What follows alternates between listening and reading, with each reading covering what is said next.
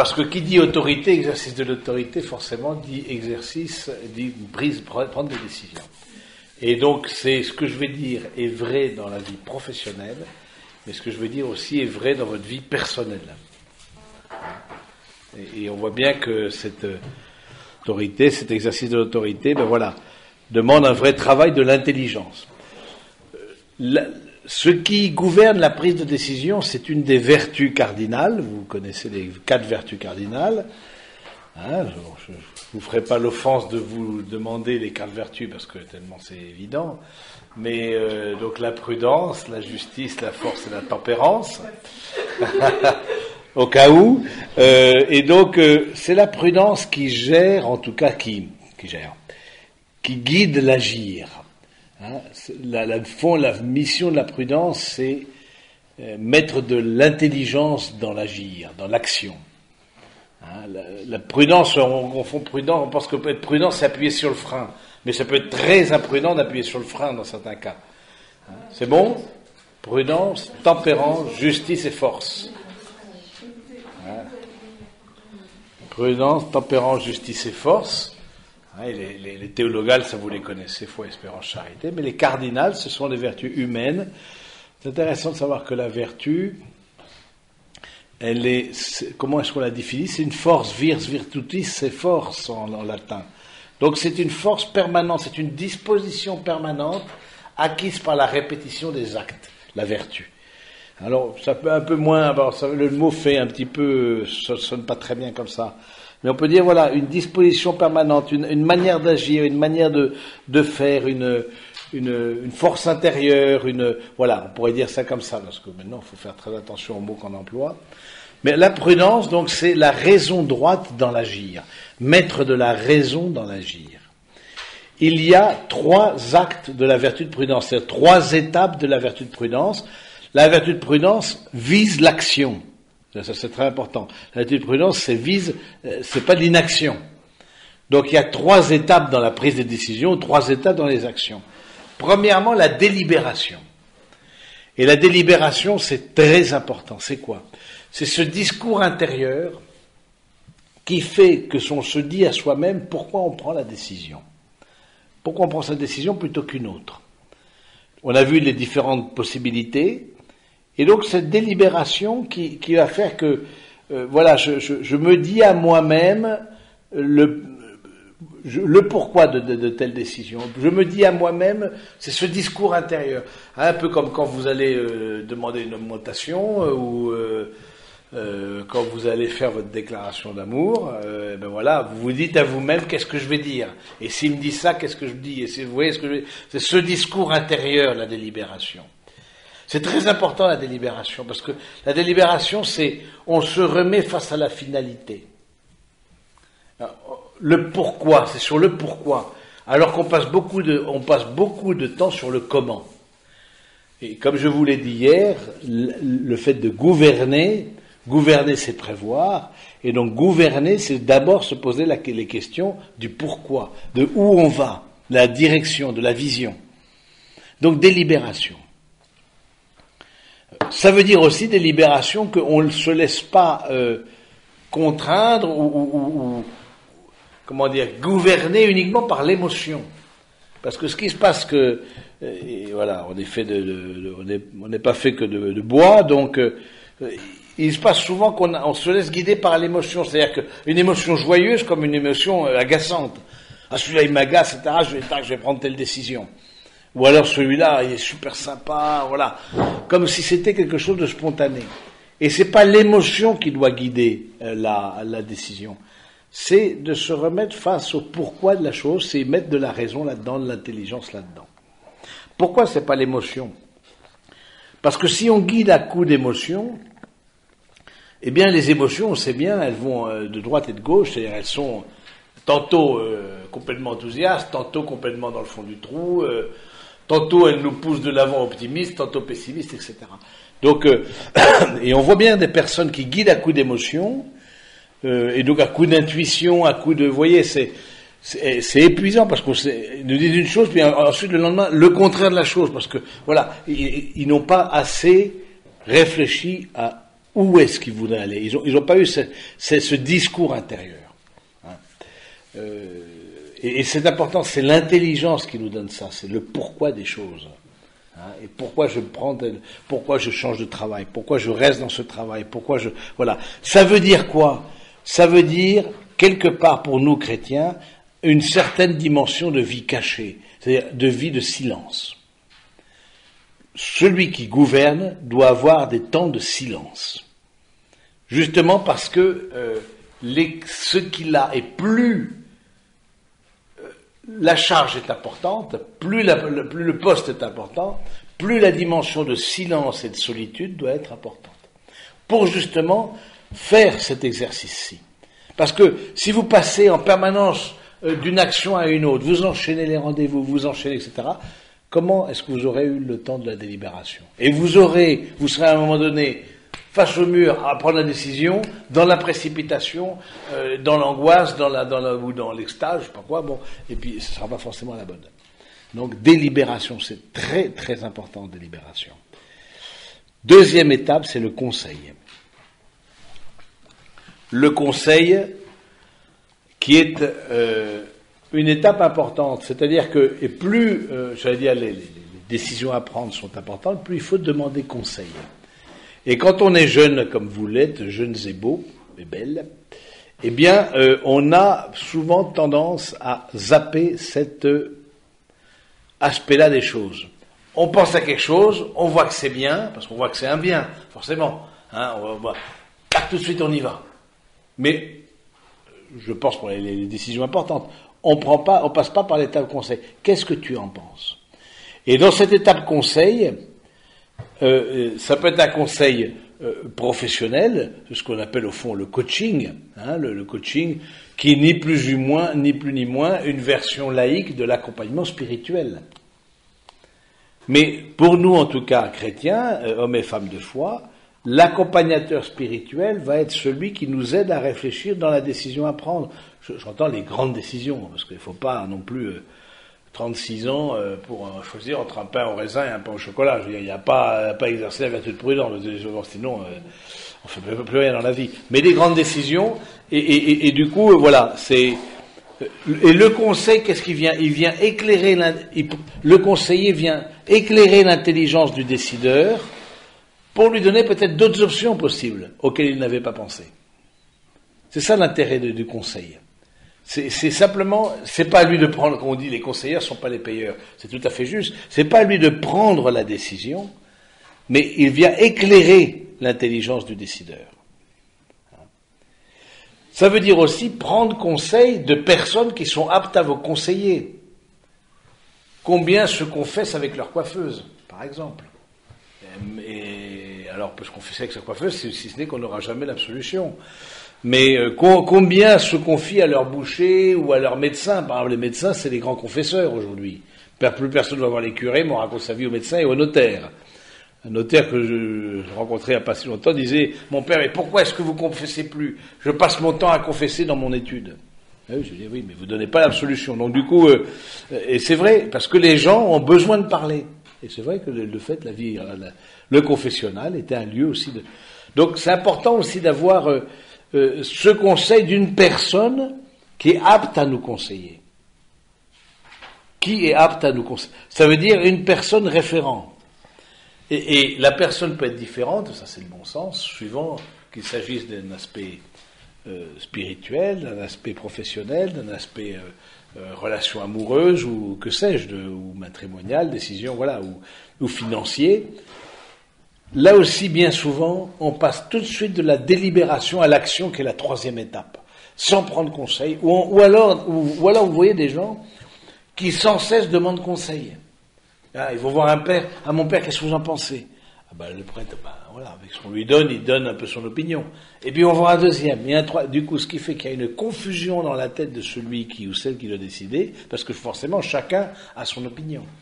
Hein.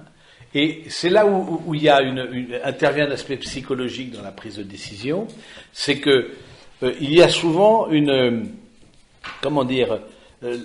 les questions psychologiques, et en particulier le manque de confiance en soi, qui fait qu'on va avoir, cette incertitude, hein, cette insécurité, on est insécure. Du coup, on veut toujours demander à l'autre comme se sécuriser, et en fait, on est encore plus embêté parce qu'on a encore plus de chemins qui s'ouvrent. Donc, c'est important que quand on est dans dans cette dynamique-là, il y a des personnes qui ont très peu de confiance en elles, et c'est vrai que quand on est jeune, en général, on a peu confiance en soi, en général. Hein, parce que c'est normal, parce qu'on n'a pas l'expérience. Mais du coup, fiez-vous à une personne. Hein, et essayez de prendre un chemin. Et puis, voilà. Et l'avantage, en tout cas dans l'Église catholique, c'est que les chemins spirituels, ou l'accompagnement spirituel, c'est quelque chose de balisé. C'est quelque chose de connu.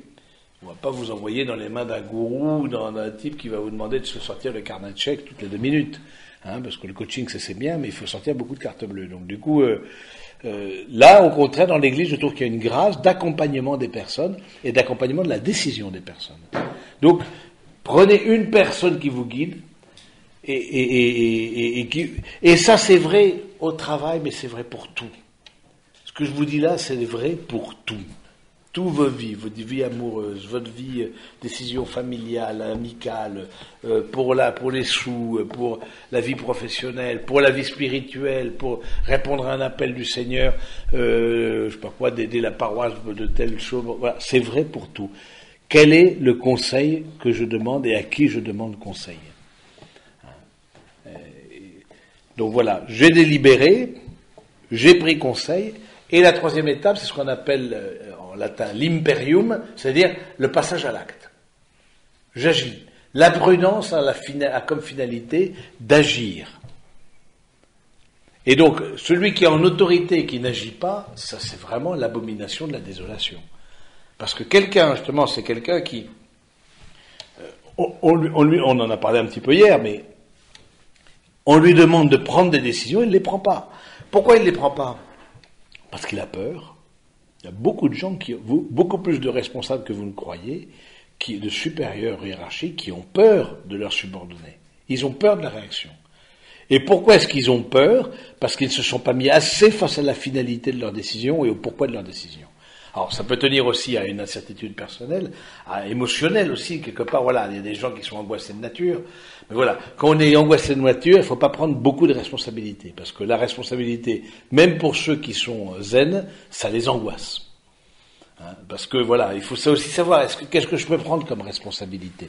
Vous êtes à l'aube de votre vie professionnelle, etc., vous aurez des grandes responsabilités, ça j'en doute pas, mais qu'est-ce que je peux prendre, qu'est-ce que je peux assumer, c'est là où il y a une humilité, et il y a aussi un conseil, en fonction de ma nature, en fonction de mon caractère.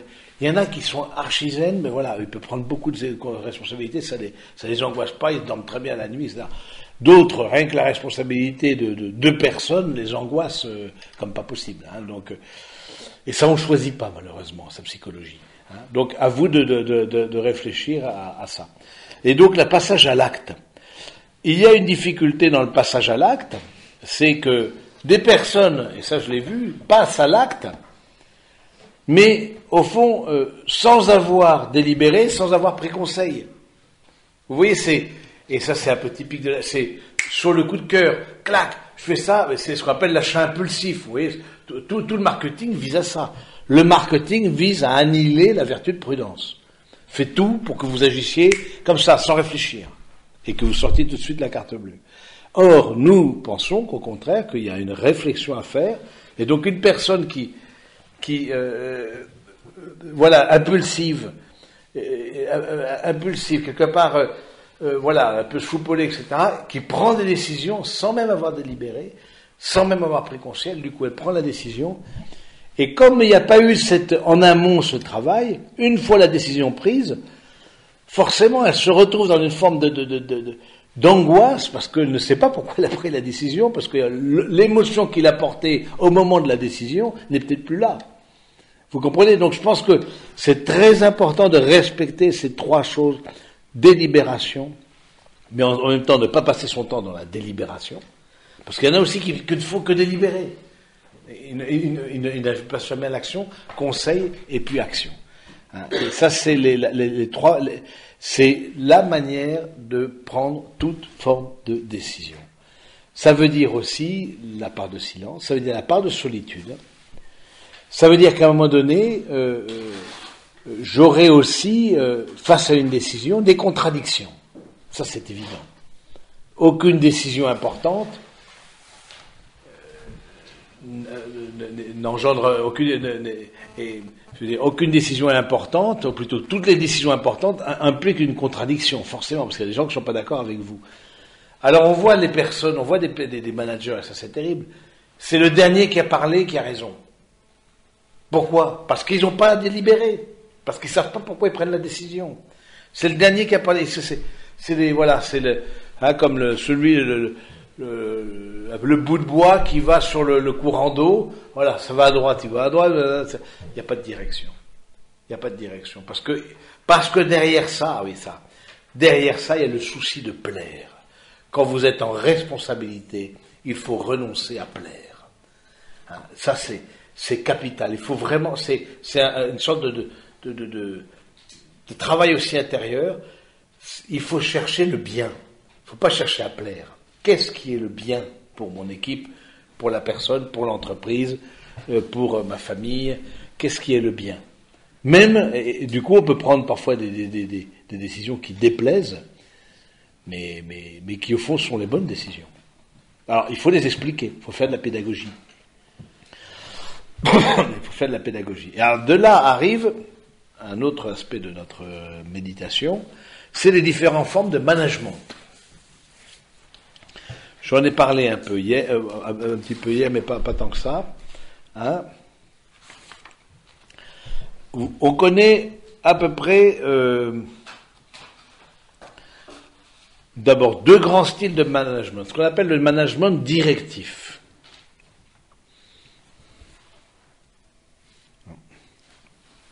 Le management directif a un côté rassurant pour beaucoup de salariés. Ils apprécient le fait d'être cadrés, de savoir précisément ce qu'ils ont à faire, de se sentir protégés par une hiérarchie, assumant seuls les éventuels échecs. Le revers de la médaille du management directif peut chercher à tout contrôler, il délègue difficilement, ne donne pas le droit à l'erreur, n'écoute pas ses collaborateurs. Le management directif peut entraîner une diminution des initiatives individuelles, engendrant souvent la frustration des collaborateurs qui ont l'impression de n'être plus que des simples numéros.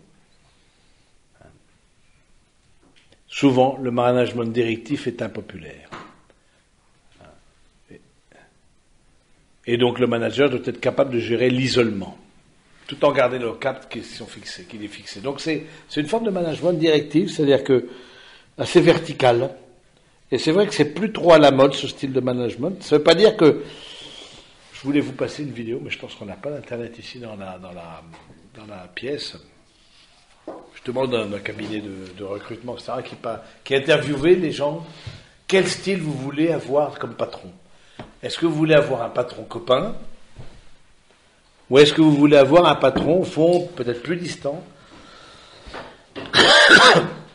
que vous voyez, non pas que vous tutoyez? Eh bien, les réponses sont assez intéressantes. Dans l'immense majorité des cas, en tout cas de ceux qui étaient interrogés, il y avait un peu de tout, mais beaucoup préfèrent une certaine distance. Parce que vous savez, la difficulté du management participatif, un peu le patron copain. Le patron copain, voilà, qui veut chercher à plaire, qui veut chercher à séduire, qui veut chercher, voilà, à amener à lui par l'affectif. S'il y a un conflit, et s'il y a une négociation à faire, là, il n'y aura plus d'affectif. Il y aura le patron et le salarié. Et je crois que c'est important que pour vous, vous puissiez savoir que... alors, chaque forme de management a une difficulté, mais le management directif... et encore, c'est pas tout l'un et tout l'autre. Hein, je pense que il n'est pas interdit d'être directif tout en consultant, par exemple, en demandant conseil. Demander conseil à des personnes quand on est manager, c'est très important, c'est les valoriser aussi. Hein. Mais le management directif, je trouve que c'est moins source de culpabilité pour les subalternes. Parce que justement, on sait qu'il y en a un qui prend la décision et un qui l'assume. Et que si c'est l'échec, c'est lui qui paiera. Aujourd'hui, plus personne ne veut prendre de décision, tout le monde ouvre les parapluies. Tout le monde ouvre le parapluie de partout. Plus personne. Qui va payer s'il y a un problème? Nous avons eu la médecine du travail ici à l'abbaye il y a 15 jours. Et donc, l'infirmière, c'était une infirmière. Il y a tout un questionnaire, très bien, très sympathique. Là, hop, hop, hop. Là. Et donc, on a un cuisinier, une cuisinière, ça. Est-ce que vous, 2 cuisiniers et 2 comptables, bon.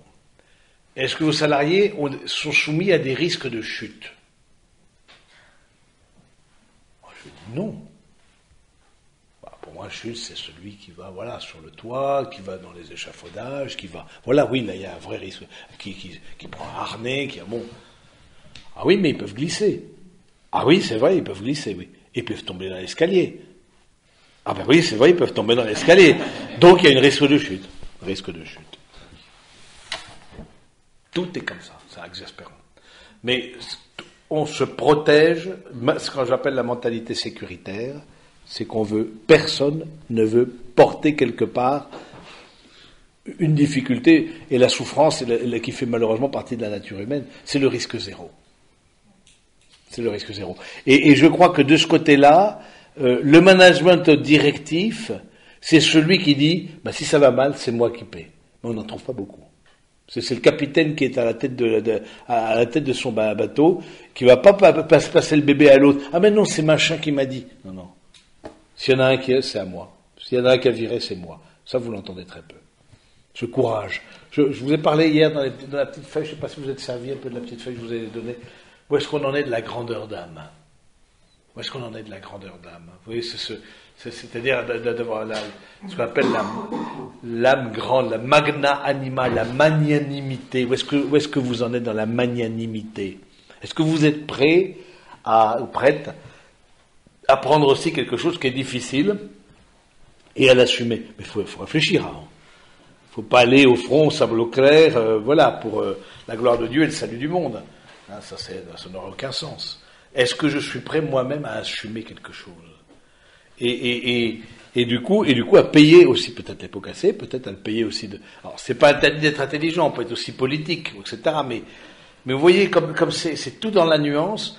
Et moi je crois que c'est très important que ce management directif, alors il faut le matiner un petit peu de participatif. Je vous lis le management participatif. Avec le management participatif, la flexibilité des effectifs est accrue grâce à l'élargissement des tâches, la capacité des salariés à se remplacer mutuellement. L'autogestion qu'entraîne ce fonctionnement rend également possible des économies de coûts. Le management participatif est basé sur le dialogue, ce qui est compliqué parce que le dialogue ne se décrète pas, il faut l'organiser. Le discours ne doit pas être que de façade, mais suivi d'actions concrètes. Fixer un objectif individuel, favorisant la démarche participative, encourager concrètement les salariés à partager leurs idées, exploiter véritablement ces idées et communiquer sur cette démarche. Donc c'est intéressant de voir, par ailleurs, ce mode de gestion a tendance à mettre en valeur les profils créatifs au détriment des personnalités moins affirmées. De plus, ce management est fondé sur des normes d'équité. Les salariés peuvent alors être plus sensibles aux différences de statut de rémunération, parce que comme c'est participatif, on dit pourquoi lui gagner plus, moi je fais ma part du travail. Ce mode de management demande donc des efforts dans la durée. Donc on voit bien, le management participatif, c'est ce côté collégial. Alors moi, dès que je vois un truc collégial, moi j'y crois, mais collégial, vous savez, c'est la meilleure manière pour que personne soit responsable. C'est collégial. On peut rien dire. Après, ce qui peut être collégial, ce sont les avis. Mais après, la décision... Non, mais je parle de décision. Ouais. C'est l'équipe qui a pris la décision. Ah ben tu peux rien dire. L'équipe a pris la décision. Là, on a vu le conseil, encore une fois, il y a le management qui serait plus directif, mais qui ne demanderait pas conseil, ce serait un manque de prudence, ce serait un manque de management. Parce que justement, dans le management, il y a à prendre conseil, et ensuite à prendre la décision. Mais la question, c'est que c'est l'équipe. L'équipe a décidé. L'équipe, c'est tout le monde et personne. Ah, tu es contre l'équipe parce que tu es intolérant. Accueille la démocratie. Donc, vous voyez, ce forme de management-là, et c'est un management qui... Alors, c'est très à la mode parce que, justement, personne paye en cas de pot cassé. C'est le consensus, management par le consensus, ça demande beaucoup de travail, etc., etc. Et on voit bien dans l'Église, dans l'Église, il y a exactement les deux formes de management. Vous trouvez des évêques qui seront dans les deux formes. Des évêques qui ne voudront jamais prendre des décisions à l'encontre des diocésains ou des services diocésains, par exemple. Hein, parce qu'ils veulent manager la chèvre le chou, ils veulent, voilà, ceci, cela, ils veulent, voilà. Et pas dire jeu, quelque part. Donc, je pense que c'est... Maintenant, ça dépend aussi beaucoup des personnalités de celui qui gouverne. Hein, et de son leadership, de sa capacité de leadership. Et on voit bien que dans chaque forme de management, il y a des failles. Hein. Le directif, il y a justement la difficulté de peut-être pas tenir en compte les avis, hein, et dans le participatif, d'être toujours dans le consensus, qui fait qu'on perd aussi la ligne de mire, et le pourquoi de où on va, et pourquoi on y va. Et on perd beaucoup de temps en palabres. Parce que ça demande beaucoup de temps en palabres. Hein. Donc, voilà.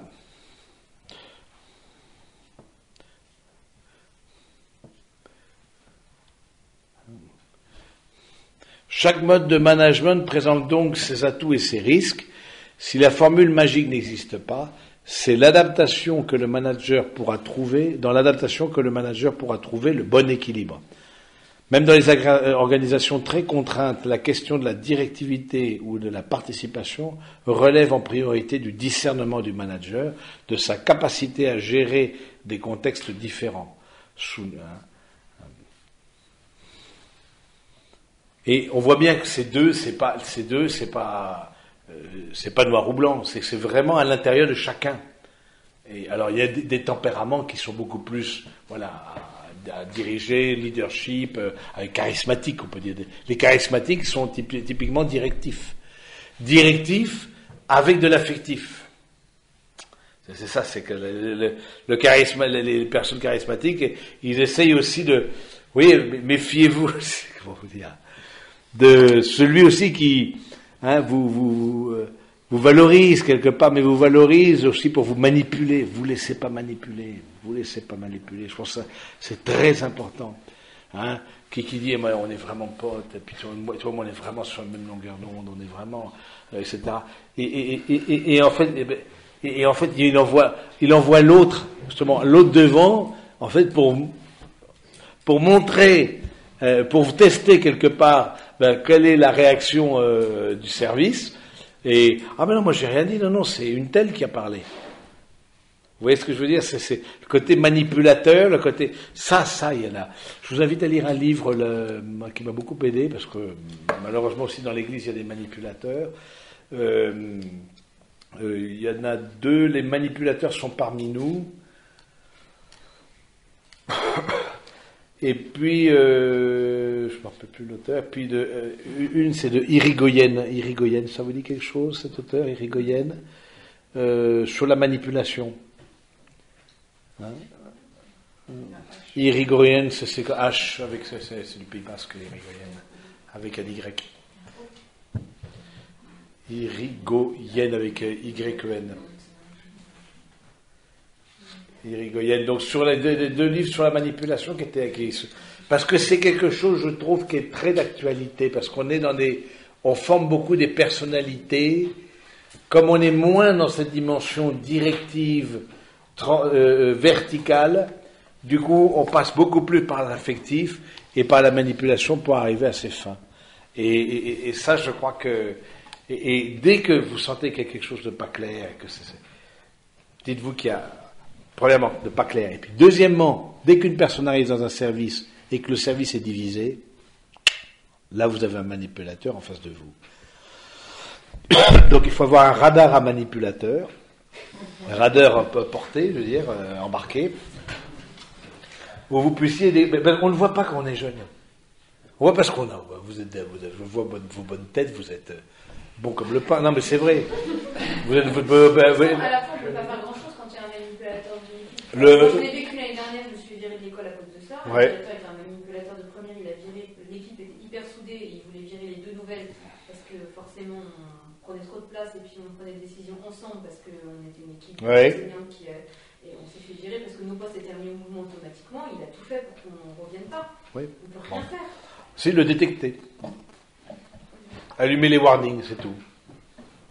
Et puis, ce directeur-là a aussi un N+1. N'hésitez pas à aller au Adwood, voilà, N+1. Parce que parfois on dit oui, mais je vais pas rapporter, etc. Bon. On n'est pas sûr à 100% que ce soit... Ah ben oui, il y a des signes justement dans ces livres-là sur ça. Alors, faut pas devenir parano non plus, parce qu'on dit, on voit à toute personne s'approche à un manipulateur. Ça, c'est un peu la difficulté de ces livres. Mais vous voyez, il y a des gens qu'on sent bien que quand leur manière d'agir divise, et les choses ne sont pas dites, ou sont dites par un autre. Vous voyez, c'est vraiment, la manipulation, c'est très, très courant. Parce que c'est un peu le défaut de notre société actuelle, qui n'est plus dans la hiérarchie, qui est plus dans l'affectif. Et donc, du coup, fait générer ce style de personnalité. Hein, alors, il y a plusieurs manières soit en s'apitoyant sur l'autre, soit en faisant peur. Vous verrez dans ces livres-là, c'est intéressant, parce que il y a pas mal de choses qui sont... Donc, face au manipulateur, le détecter. Le détecter, le détecter, et puis une autre chose, le manipulateur, s'il voit qu'il n'a plus de prise sur toi, il arrêtera. Il arrêtera. Il continuera tant qu'il aura prise. Mais s'il n'y a plus de prise, passera, spontanément, il va à ceux qui a prise. Spontanément, il va aller, la personne, dont il repère, là aussi, il a un radar. Il repère, ça va marcher. Donc, d'où ce que je vous ai dit hier, toute responsabilité, autorité demande un travail sur soi-même. Ce travail, on le fait avec l'aide du Seigneur, dans la prière, parce que ça révèle peut-être aussi ce désir d'être admiré, ce désir et il capte ça. Hein, ce désir d'être reconnu, ce désir d'être mis en avant, ce désir d'être flatté. Hein, tout flatteur vit aux dépens de celui qui l'honore, donc on sait bien. Mais ça capte... Donc, qu'est-ce qu'au fond... ou alors tout simplement mon manque d'expérience.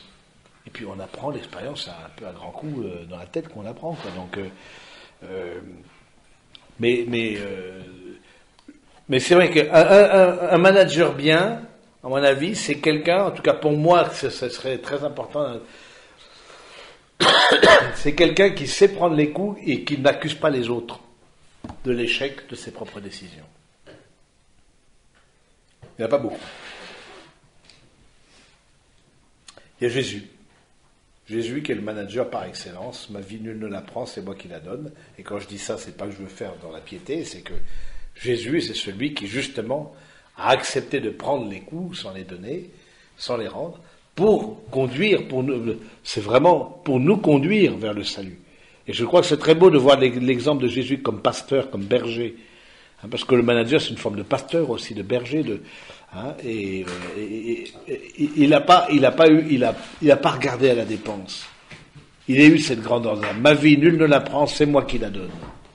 Moi, je trouve ça magnifique. C'est une parole qui me touche beaucoup, ça, dans l'Évangile. Justement, c'est pour ça. Pourquoi est-ce que Jésus est crédible pour ça?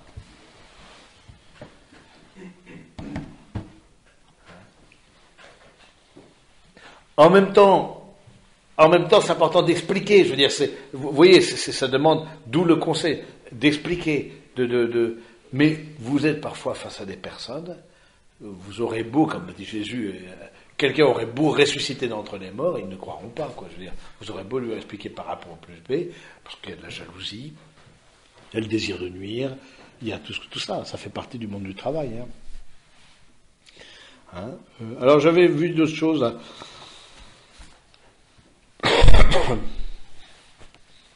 Oui, c'est un petit peu pareil. Il y en a qui distinguent non pas entre directif et participatif, mais ils distinguent en 4 formes de management. Le directif, l'explicatif, le délégatif et le participatif.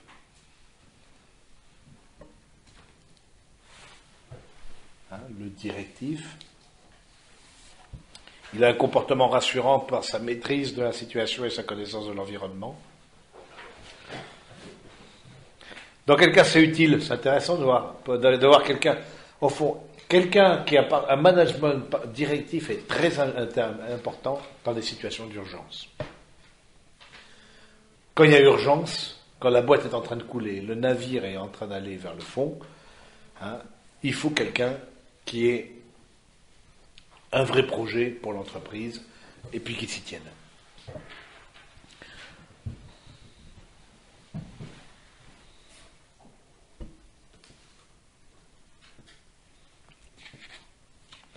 Et on voit bien dans l'histoire, par exemple, De Gaulle était complètement directif. C'était participation zéro. Parce que c'était aussi les hommes politiques, c'était une période aussi très troublée. Donc peut-être fallait une personne il avait une idée dans la tête, il ne faisait que ce qu'il avait dans la tête. Bon, alors, avec aussi des difficultés, mais aujourd'hui, c'est vrai qu'au niveau politique, ça marche beaucoup moins bien. On est beaucoup dans... Explicatif, deuxième truc, il fait en sorte d'expliquer des décisions dont il garde néanmoins la maîtrise. Il fait en sorte de mobiliser ses collaborateurs, d'écouter leurs avis et suggestions, les encourage à devenir autonomes. Bon. Voilà, il essaye de donner un petit peu de... Voilà, c'est pas celui qui est dans sa tour d'ivoire, il explique aussi le pourquoi. Et je pense que ça, c'est une chose bien aussi. C'est donner du sens, c'est mettre les autres un peu dans le coup, c'est mettre... parce que c'est les autres, le directif, en fait, les autres sont que des exécutants. Du coup, c'est vrai que c'est pas tellement intéressant, quoi. Le délégatif, c'est intéressant ça. Le délégatif, le style délégatif, il définit clairement les missions, les responsabilités, puis laisse l'autonomie nécessaire aux collaborateurs. Il intervient uniquement quand cela est nécessaire et à leur demande. Voilà, vous faites hop, hop, hop, si vous avez un problème, vous m'appelez. C'est l'inverse. Peut-être que c'est utile, ça, quand le manager connaît bien ses collaborateurs, leurs compétences, leurs travers. Il sera alors en mesure de leur laisser suffisamment d'autonomie, mais également de prévenir toute forme de dérive liée à de mauvaises habitudes. Vous voyez, par exemple, ça c'est le délégatif. C'est-à-dire qu'on a en face de soi aussi des personnes qui assurent.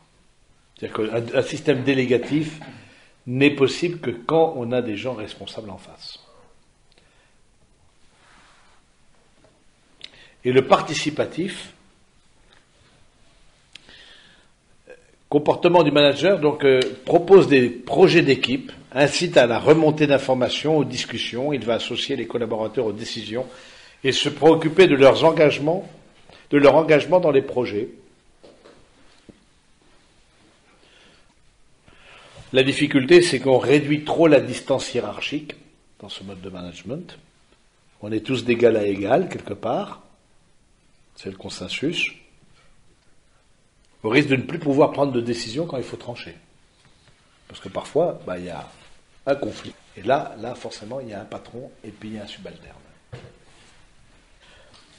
Voilà un petit peu ce que je voulais vous partager on pourrait dire beaucoup de choses sur l'exercice de l'autorité dans le milieu du travail, mais je crois que c'est important parce que ça revoit au fond, c'est pas seulement le milieu du travail, c'est bien au-delà du travail, c'est bien au-delà de la manière, et de savoir soi-même, on n'est pas fait pour tous les styles de poste. Et c'est là encore une fois la question je me permets d'insister sur le discernement. Pour quel poste je suis fait? Il y a des postes pour lesquels je ne suis pas fait, même si j'ai la compétence, j'ai des diplômes, je ne parle pas de question j'ai des diplômes et je ne suis pas fait pour ce poste. Vu mon caractère, parce que j'ai trop de caractère, parce que je suis trop un décideur, j'ai trop de leadership, etc., et qu'au contraire, chacun a été amené à tout prendre en équipe, etc. Par exemple, du coup, je sens que pour ce poste-là, ça va pas être possible.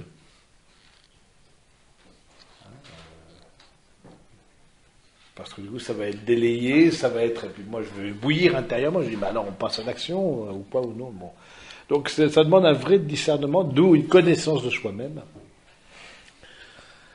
Et donc, une maîtrise de soi-même. Une maîtrise de soi-même, qui est aussi un des fruits du Saint-Esprit. Au fond, je me répète par rapport à ce que je vous ai dit hier, mais la responsabilité nous renvoie à une image de ce qui nous sommes. De même la responsabilité des autres. Et si j'ai des difficultés dans l'exercice de la responsabilité ou dans le contact avec celui qui est en face de moi et qui est en responsabilité, dites-vous bien que d'abord vous avez à travailler sur vous-même, au lieu de rejeter la faute. Au lieu de rejeter la faute et de dire c'est lui, peut-être qu'il y a des fautes, c'est possible, mais il y a certains qui trouvent la manière, il y a certains qui... Et puis dans le monde du travail, il ne faut pas non plus l'exclure, il y a des personnes qui ne sont pas à leur place. Et parfois, il faut du courage pour leur dire, écoutez, partez. Et puis on négocie, voilà. Maintenant, il y a des ruptures conventionnelles de contrats à durée déterminée, c'est le chômage comme ça. Bon, on négocie. Parce qu'on sent qu'on n'est pas à la place. Donc, il faut aussi avoir ce courage-là, de reconnaître soi-même, d'où, moi, je trouve ça très bien, par exemple, les bilans de compétences, ça, il y a beaucoup, ça, c'est pas mal de... Ça, c'est une bonne chose, parce que du coup, on voit pour quel truc on est fait, on n'est pas fait pour tout. On n'est fait pas partout. Il y a des managements avec lesquels on est complètement, mais en désaccord, parce qu'on n'y arriverait pas. Quelqu'un qui a l'habitude d'être commandé, qu'on lui dise un objectif clair, etc., il est dans un management participatif où on passe des heures en palabre pour voir ce qu'on va faire, mais il n'en peut plus, quoi. Donc, d'où discernement, vraiment discernement dans vos choix de professionnels.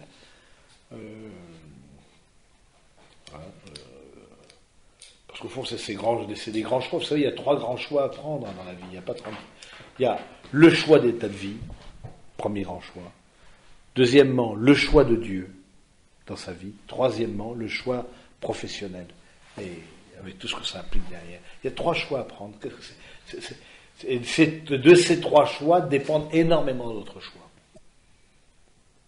Et donc, du coup, je pense que c'est un vrai discernement. Donc, faites-vous accompagner. Je trouve que vous êtes resté souvent trop seul face avec vos difficultés. Alors que vraiment... L'Église a une expertise en accompagnement des personnes. Faites-vous accompagner. Là où vous êtes, proche de chez vous, etc. Il y a une vraie... voilà, parce que ça c'est des motifs d'accompagnement, les questions. Et puis aussi, le fait d'appartenir à un groupe de réflexion. Hier, M. Grenet nous a parlé du MCC, qui est le mouvement des 4 chrétiens, qui existe dans beaucoup de diocèses, pratiquement tous. Il y a des groupes de JP, les groupes de jeunes pros, qui n'existent pas toujours partout. Il y a des groupes de réflexion sur le monde du travail et sur d'autres choses, et qui, à mon avis, sont autant de rampes qui vous aident aussi à prendre un chemin qui... et je trouve qu'aujourd'hui, vous restez trop seul, quelque part. Peut-être parce que c'est un manque de confiance. Vous ne faites pas vraiment confiance à d'autres. Vous vous dites, voilà. Mais du coup, les décisions... sont parfois difficiles.